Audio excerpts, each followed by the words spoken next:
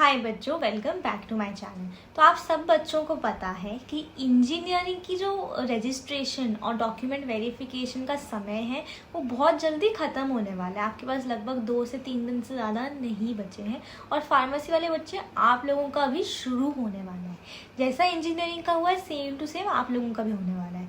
तो आप दोनों, चाहे आप इंजीनियरिंग के हो चाहे आप फार्मेसी के हो, आप लोगों को समझ में आना चाहिए कि ये डॉक्यूमेंट सबमिशन, डॉक्यूमेंट वेरिफिकेशन के बाद क्या नेक्स्ट स्टेप है। क्या सीईटी सेल ने आपको अप्रूव कर दिया है, क्या बोल दिया आपका सब कुछ सही है, काम ख़त्म हो गया, या फिर आपके डॉक्यूमेंट्स नहीं सबमिट हुए हैं, कुछ गड़बड़ है, कुछ ऐसा है जो कि आपको अभी भी भरना है। क्योंकि बहुत बार ऐसे होता है कि हमें लगता है हमने सब कुछ कर दिया है, लेकिन सीईटी सेल के सिस्टम में वो चीज़ सही नहीं होती है।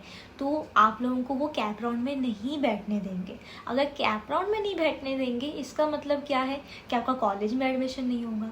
तो आप लोगों का ये चीज़ समझना कि डॉक्यूमेंट सबमिशन, डॉक्यूमेंट वेरिफिकेशन के बाद क्या होता है, क्या सबमिटेड है नहीं है, रिकॉर्डेड है नहीं है, क्या है, वो आपके लिए बहुत ज़रूरी है। ठीक है, तो आज की वीडियो में हम सबसे पहले 4 केसेस, 4 चीज़ें होती हैं वेरिफिकेशन हुआ है या नहीं हुआ है पता करने के लिए, वो 4 चीज़ें मैं आपको पहले बताऊंगी। उसके बाद हम लोग जानेंगे कि अगर आप लोगों का डॉक्यूमेंट वेरिफिकेशन सबमिशन हो गया है तो आपको नेक्स्ट स्टेप क्या करना है, नहीं हुआ है तो क्या करना है। ठीक है, हम लोग पूरा का पूरा स्टेप वाइज देखेंगे जिससे कि हम लोग पहले से रेडी हो सके।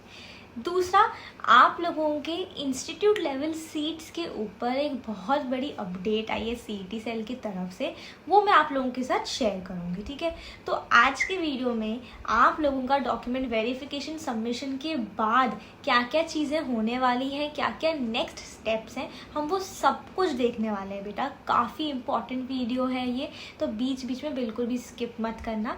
और चैनल को अगर सब्सक्राइब नहीं करा होगा तो फटाफट सब्सक्राइब कर लेना। फ्री ऑफ कॉस्ट बटन है, आप और मैं कनेक्टेड रहेंगे। ऐसी ही एवरी डे मैं आप तक इन्फॉर्मेशन पहुंचाऊंगी और हर वीडियो के बाद एक लकी सब्सक्राइबर को 1500 रुपीज़ का गिफ्ट वाउचर देती हूँ, तो आप भी बन सकते हो। पक्का सब्सक्राइब कर लेना। तो बच्चों, एक चीज़ आप लोगों को समझनी है कि सबसे पहले सीईटी सेल ने क्या करा, आपसे एग्ज़ाम लिखवाया, आपके आंसर की निकाली, बोनस मार्क्स निकाले, उसके बाद आपकी परसेंटाइल निकाल के आपको दे दी, है ना। ये तो आपका एक पार्ट हो गया पूरे प्रोसेस का। उसके बाद क्या हुआ, आपसे आपके डॉक्यूमेंट्स मांगे जिससे कि आपकी पूरी प्रोफाइल बन सके कि आप महाराष्ट्र के स्टूडेंट हो, आउटसाइड महाराष्ट्र हो, डोमिसाइल है नहीं है। उन्होंने इस तरीके से पूरा आपका प्रोफाइल बनाया। ये क्यों बनाया, जिससे कि जब आप लोग कॉलेज लिस्ट अपनी कैप राउंड में डालो तो वो लोग प्रॉपरली चेक कर सकें कि कौन से कट ऑफ के हिसाब से आपको देखना है, कौन से कट ऑफ के हिसाब से आपको कॉलेज देना है। यानी कि जो भी कुछ हुआ अभी तक और जो भी होने वाला है उसका मेन ऑब्जेक्टिव क्या है कि आपका कॉलेज में एडमिशन हो, है ना। आप एक कॉलेज में जाओ, कैसे, एट द एंड क्या होने वाला है, आप जो भी कॉलेज लिस्ट दोगे सीईटी सेल को उसके हिसाब से आपका कॉलेज में एडमिशन होगा। यानी कि कॉलेज लिस्ट तो हर बच्चे को देनी है। इसका क्या मतलब, इसका मतलब ये है बच्चों की चाहे कम परसेंटाइल आई है, ठीक है, चाहे ज़्यादा परसेंटाइल आई है, इट्स ओके, कोई मैटर नहीं करता है। अभी ज़रूरी है आप लोगों के लिए एक बेस्ट कॉलेज लिस्ट बनाना। ठीक है, बहुत बच्चे थे, मैंने लास्ट ईयर और उसके पहले वाले सालों में भी देखे हैं जिनके कम परसेंटाइल थे फिर भी महाराष्ट्र के अच्छे कॉलेजेस में पढ़ रहे हैं। क्यों? क्योंकि उन्होंने कॉलेज लिस्ट काउंसलर से बनवानी थी और बहुत बच्चों ने मन मर्जी से बनाई थी। ठीक है, अपने मन से कोई भी कॉलेज डाल दिए, 2-3 इस सिटी के, 2-3 पुणे के, 2-3 मुंबई के, ऐसे करके, और आज घटिया कॉलेज में पढ़ रहे हैं। क्योंकि बेटा कॉलेज लिस्ट एक ऐसी चीज़ है जो कि सीईटी सेल सबसे ज़्यादा इम्पॉर्टेंट समझता है। वो कॉलेज लिस्ट को प्रेफरेंस लिस्ट बुलाता है क्योंकि वहाँ पे आपकी ऑर्डरिंग सबसे ज़्यादा मैटर करती है। मेरे काउंसलर्स आप लोगों से आपकी परसेंटाइल, कौन से सिटीज़ में जाना है, क्या ब्रांचेस चाहिए, क्या कैटेगरी है आपकी, वो सारा डेटा लेकर महाराष्ट्र के हर एक कॉलेज में चेक करेंगे कि आपका नंबर कहाँ पे लग रहा है, कहाँ पे नहीं लग रहा है।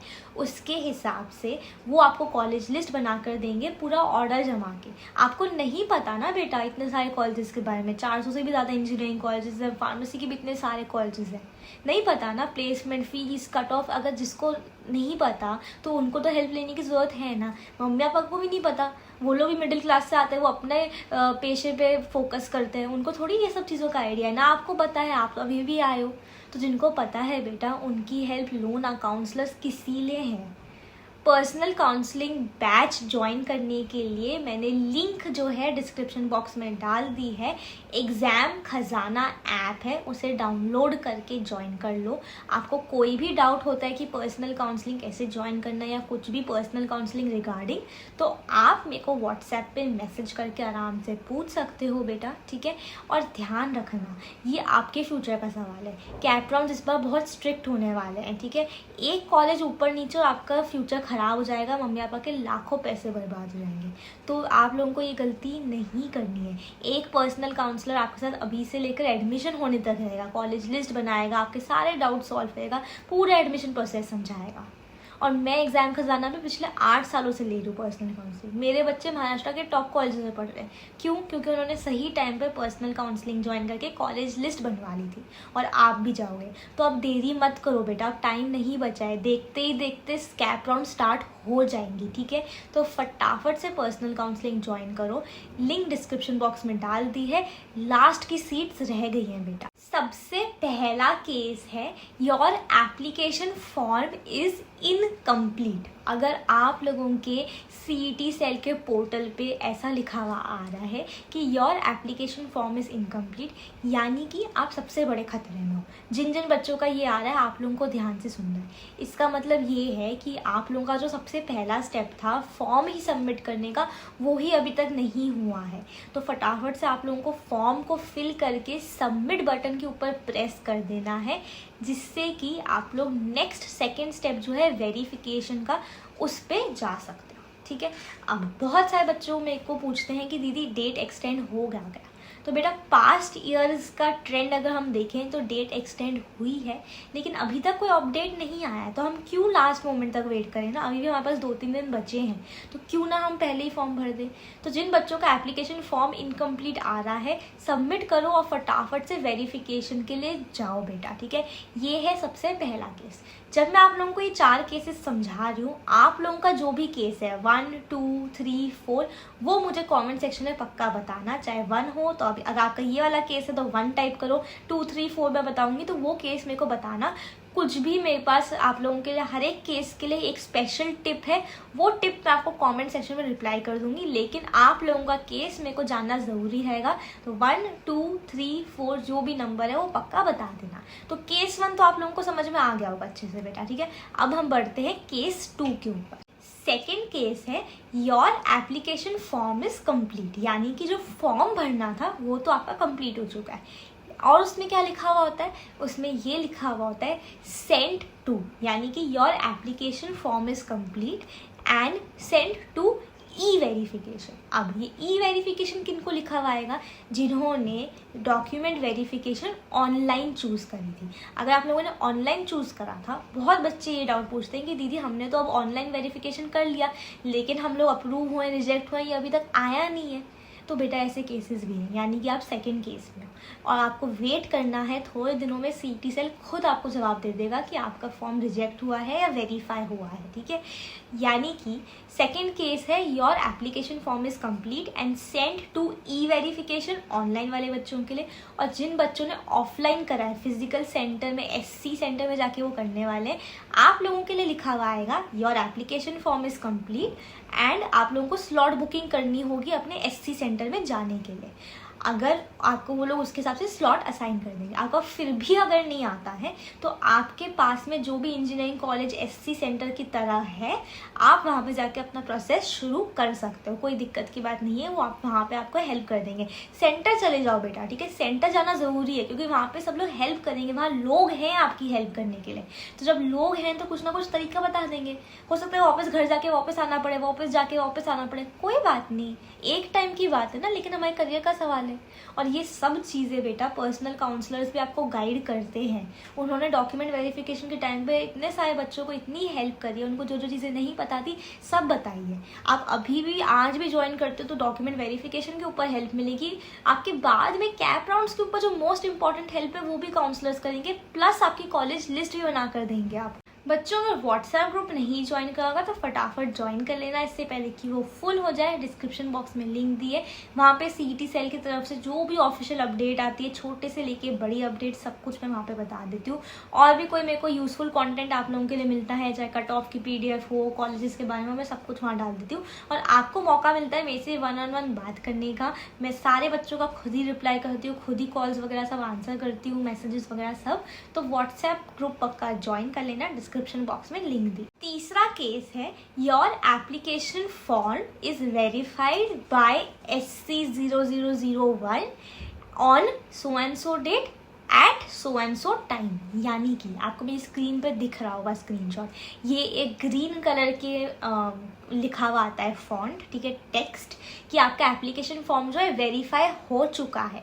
किसने वेरीफाई करता है? सेंटर का नंबर आता है, ठीक है, डेट आता है और टाइम आता है। ये ऑनलाइन ऑफलाइन दोनों के लिए चलता है, ठीक है, क्योंकि ऑनलाइन वाले बच्चों के लिए भी SC सेंटर ही अप्रूव करता है, ठीक है, वो बाद में जाके सिस्टम पे देखते हैं। तो आप लोगों के लिए भी ये आएगा, फिजिकल वालों के लिए भी पोर्टल पे अपडेट हो जाएगा कि आपका सब कुछ वेरिफिकेशन हो चुका है। तो अगर आप लोगों का ये ग्रीन में आ जाता है, मतलब कि आप सबसे ज़्यादा सेफ जोन में हो, आपका सब कुछ हो चुका है। आपको बस अब फोकस जो है अपना कॉलेज लिस्ट बनवाने के ऊपर कर लेना है, ठीक है। आप लोगों का डॉक्यूमेंट वेरिफिकेशन सबमिशन सब कुछ हो चुका है। ये है थर्ड केस। याद रखना कमेंट सेक्शन में 1, 2, 3 लिखने का, ठीक है।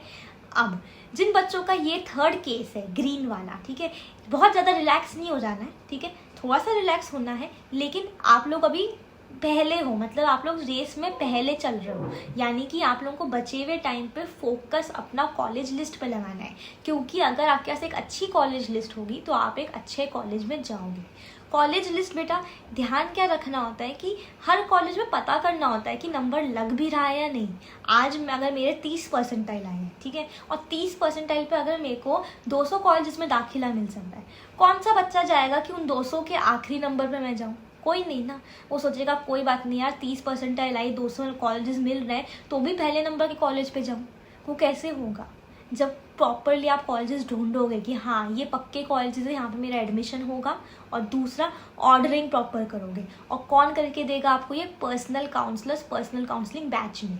चौथा केस है कि आपका एप्लीकेशन फॉर्म तो सबमिट हो गया था, वेरिफिकेशन के टाइम पे कुछ ना कुछ गड़बड़ हुई है।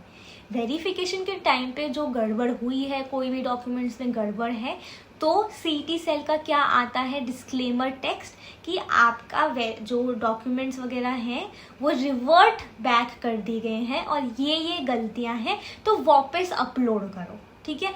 ये होता है आप लोगों का जो रिजेक्ट होके रिवर्ट बैक आता है। रिवर्ट बैक मतलब वापस आपको करना पड़ेगा।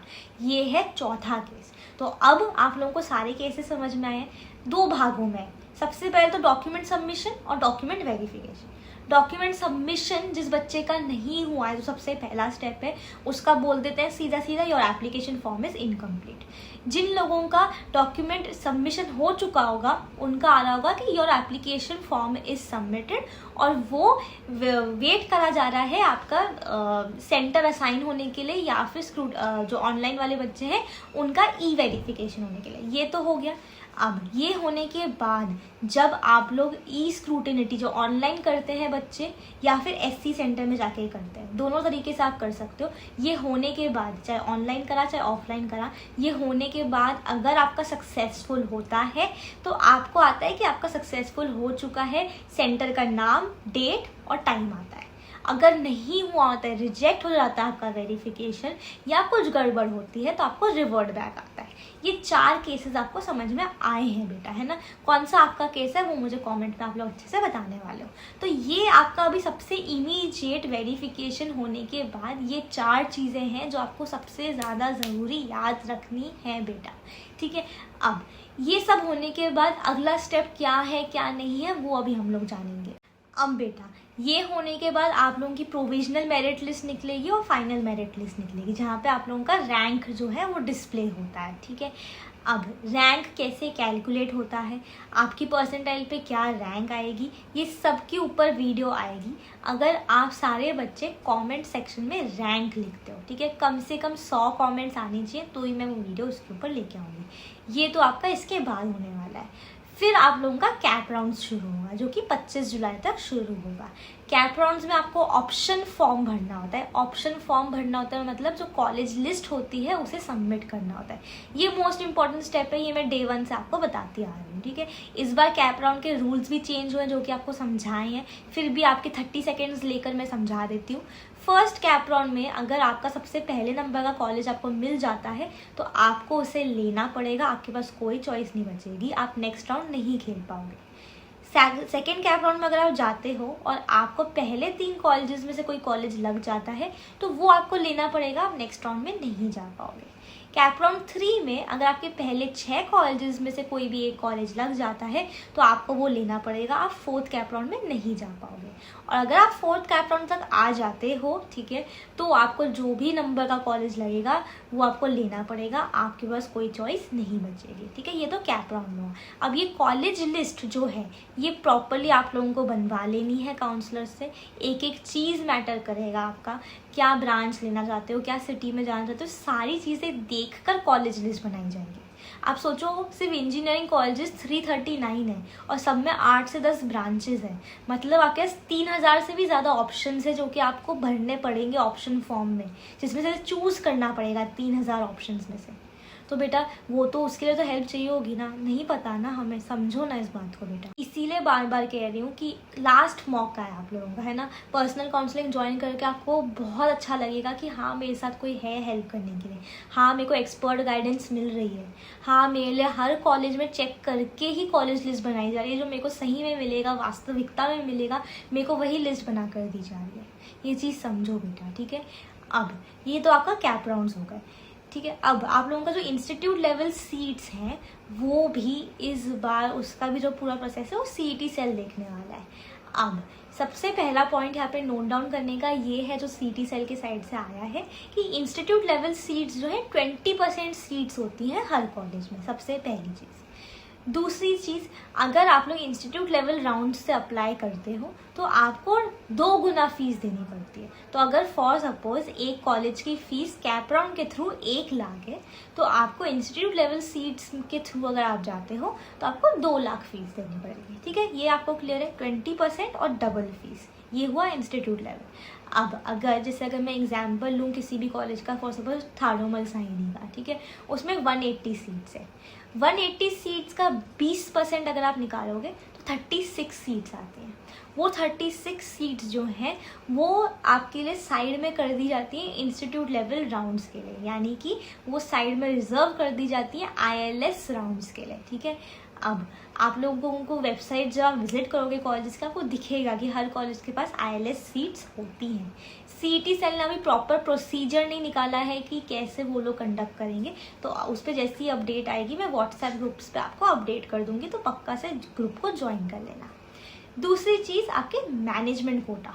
अब मैनेजमेंट कोटा का किस प्रकार से चलने वाला है, बहुत सारे बच्चों को डाउट है क्योंकि उनको लग रहा है कि हमें मैनेजमेंट कोटा के थ्रू जाना चाहिए। अब देखो बेटा, ये इंस्टीट्यूट लेवल सीट्स, ये मैनेजमेंट कोटा, ये सारी चीज़ें जो हैं ये बहुत अनसर्टन होती है, नहीं आप लोग कंफर्म नहीं कर सकते कि हमारा हो भी पाएगा या नहीं। एजेंट्स लटकाते रहते हैं, इंस्टीट्यूट्स लटकाते रहते हैं, क्या होता है। तो ये सारी चीज़ों का बैकअप ऑप्शन लेकर चलना है।